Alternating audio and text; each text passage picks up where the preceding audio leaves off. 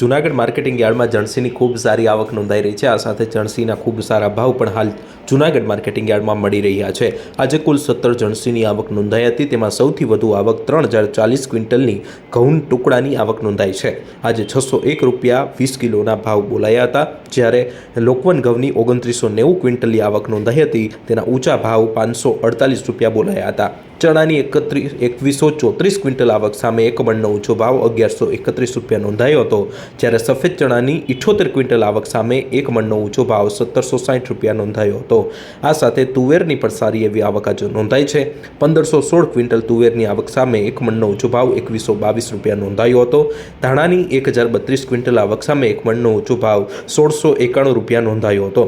જીરુની 83 quintal આવક સામે એક મણનો ઊંચો ભાવ 4675 અને આ સાથે એરંડાની 57 ક્વિન્ટલ આવક સામે એક મણનો ઊંચો ભાવ 1140 નોંધાયો હતો।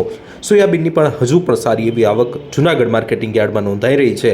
આજે 1347 ક્વિન્ટલ સોયાબીનની આવક સામે એક મણનો ઊંચો ભાવ 876 રૂપિયા ખેડૂતોને મળ્યો હતો। એટલે હાલમાં કોઈપણ પ્રકારનો ઉતરાઈ ચાર્જ જે રીતે જૂનાગઢ માર્કેટિંગ યાર્ડમાં લેવામાં આવતો નથી, તેના લીધે સૌરાષ્ટ્રમાં જૂનાગઢ માર્કેટિંગ યાર્ડ છે તે ખેડૂતોમાં આકર્ષણનું કેન્દ્ર બન્યું છે।